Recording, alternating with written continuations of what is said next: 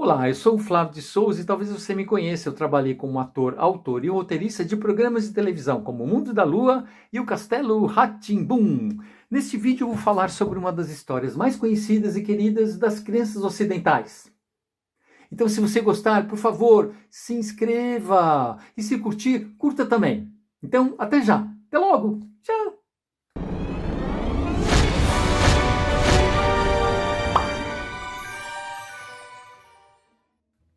Esta minha versão da história João e Maria é apenas uma das muitas versões que existem desse conto de fadas sem fada e com bruxa. A maioria dos contos de fada não tem fada. Por exemplo, Branca de Neve não tem. Chapeuzinho Vermelho não tem. Gato de Botas não tem. Por que os contos de fada têm esse nome? Não sei. Por falar em nome, esse nome é bem intrigante, porque muitas vezes essa história no Brasil chama Joãozinho e Maria. Eu fiquei pensando, por que será que é o Joãozinho, que tem praticamente a mesma idade que a Maria, ele é Joãozinho e ela é Maria? Eu sei por quê, descobri por quê. A maioria dessas versões é traduzida do alemão ou do inglês, que é traduzida do alemão. Por quê? Porque foram dois alemães, os irmãos Grimm, que colocaram essa história pela primeira vez no papel. Era uma história de tradição oral, só tinham, as pessoas contavam um para os outros, sei lá, milhares de anos, ou pelo menos centenas e centenas de anos, e eles foram os primeiros que colocaram isso no papel, essa história no papel. Então, no original, essa história chama Hansel und Gretel, que quer dizer Joãozinho e Mariazinha, certo? Hansel und Gretel é o nome original também de um dos melhores trabalhos da minha vida. A ópera João e Maria, produzida no Teatro Municipal de São Paulo, com regência e direção artística do maestro Jamil Maluf. Tem uma foto aí que eu tirei, essa foto foi tirada em Belém. Mostra, eu tirei essa foto para mostrar para as pessoas que pensam que o maestro fica só parado lá balançando aquele pauzinho, não precisa fazer nada. Olha só o esforço que ele fazia para reger essa ópera. Bom, o Jamil, que era o diretor artístico, ele me escolheu para fazer a direção cênica. Olha só, quanta coisa linda. Eu tenho muito orgulho de ter participado desse trabalho. E a minha sorte é que depois ainda teve mais 5 ou 6 remontagens. Na verdade, no primeiro ano que a gente fez, foi no começo do ano, aí depois a gente fez no Rio de Janeiro, no segundo semestre, e em dezembro, na época do Natal, foi representada no Teatro Municipal de São Paulo. E isso foi uma coisa assim que tem a ver com uma tradição que tem nos Estados Unidos, principalmente, e na Alemanha, e na Áustria, e em outros países também. Mas principalmente nesses 3 países, no Natal é um espetáculo natalino. Então as pessoas levam as crianças para assistir essa ópera e assim, e o objetivo que eles têm e que o Jamil teve montando essa ópera em São Paulo, exatamente formar público para a ópera. Que é um espetáculo que não é muito fácil de assistir, porque as pessoas não estão acostumadas a assistir uma coisa em que os atores, né, só cantam o tempo todo, nunca para falar. Algumas óperas até têm pedaços de diálogo, mas essa, por exemplo, não tem. E o Jamil escolheu para fazer os cenários e figurinos o Fernando Henné. E deu muito certo o trabalho dele junto comigo, porque, por exemplo, na primeira reunião que a gente teve, a gente já tinha conversado com o Jamil, e ele também já tinha conversado sobre o que ia ser o ópera, o que o Jamil imaginava que ia ser. A mesma ideia para o primeiro ato, que era um grande livro, um cenário, como se eles estivessem saindo de dentro do livro, ou na frente do livro, eles fossem assim os personagens que estão destacados do cenário.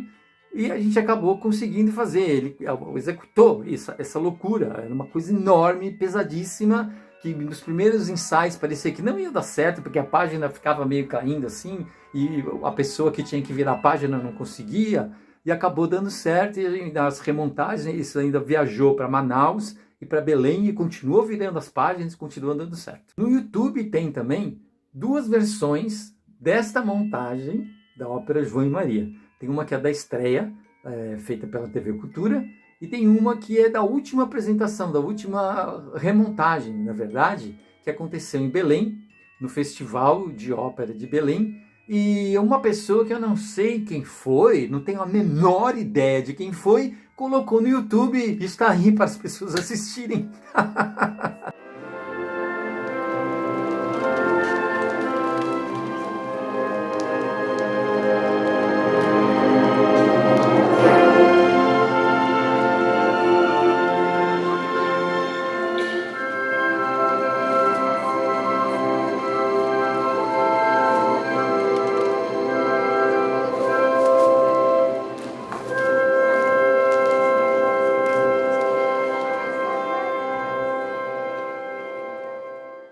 Não, o mais louco é que nessa versão da ópera, a história João e Maria tem fada.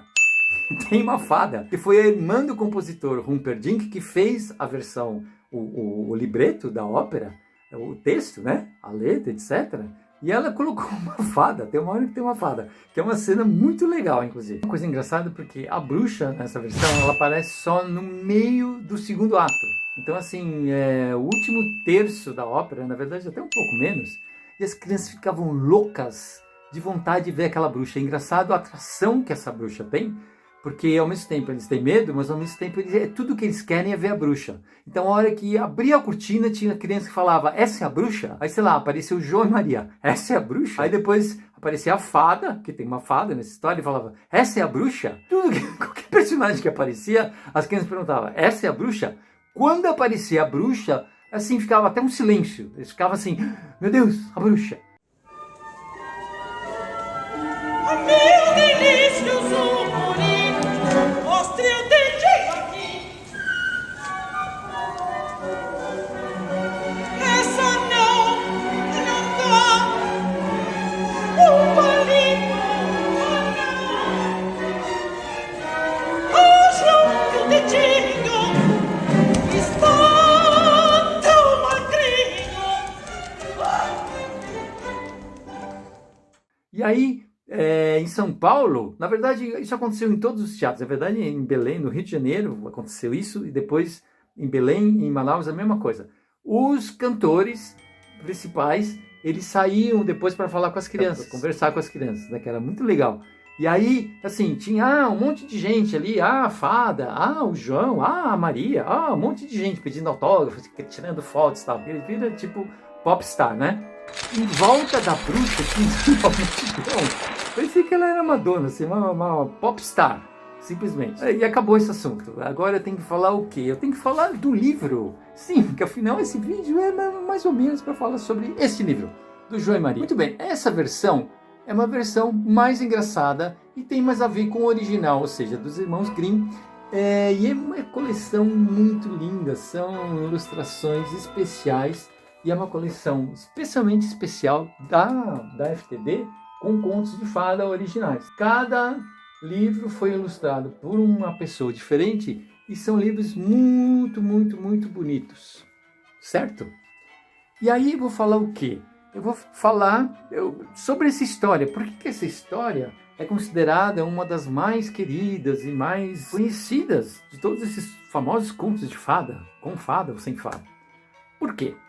Muito bem, na verdade eu vou citar um psicólogo, um escritor chamado Bruno Bettelheim, que escreveu um livro muito interessante sobre contos de fada, chamado A Psicologia dos Contos de Fada. E aí começou toda uma onda. Nessa época, talvez outras pessoas já tinham falado isso, mas por causa desse livro, começou toda uma onda assim, de renovação das pessoas voltarem a achar que esses contos antigos eram importantes. Porque a maioria desses contos de fada, as pessoas da minha geração, eram assim, era como se fosse só histórias do Walt Disney. Quando ele fala, os desenhos do Walt Disney. Muita gente, até hoje, na verdade, acha que essas histórias foram todas inventadas pelo Walt Disney ou pela equipe deles, né? Dele. E na verdade não são histórias muito antigas, assim, centenárias. Olha, esse assunto é meio complicado não, é muito interessante, na verdade. E eu vou acabar fazendo um vídeo só para falar sobre isso. E agora, se você quiser se divertir às minhas custas, vai ter uma seleção dos erros que eu cometi na gravação desse vídeo. Tchau! Contos de fada tem esse nome se a maioria dos contos de fada não tem fada. Por exemplo, Branca de Neve não tem fada, Chapeuzinho Vermelho não tem fada, Gato de Botas não tem fada. Por que eles têm esse nome? Não tem, não sei, não tem. Esta minha versão da história de João e Maria é só uma das muitas e muitas e muitas versões desse... Depois o Fernando teve várias ideias particulares dele e eu tive particulares minhas também. E uma das que eu tenho mais orgulho, que consegui Esse vídeo tá meio pulando de um assunto para o outro. Assim, eu tô falando uma coisa, de repente corta, porque eu tô com uma certa dificuldade de ser objetivo. Eu tô me alongando muito em cada assunto. Então agora eu vou passar para outro assunto, que é falar da importância dessa história. Por que essa história é importante? Eu já comecei a falar isso. Então agora eu vou ser objetivo. Eu vou falar o que o Bruno Bettelheim acha sobre a história de João e Maria. Ele achava que essa história era muito importante. Não, ele não achava nada, ele já morreu, mas ele continua. Agora eu vou ser super objetivo. Eu preciso falar do que o Bruno Bettenheim achava sobre a história de João e Maria. Por que ela é importante? É uma história importante para as crianças. Por quê?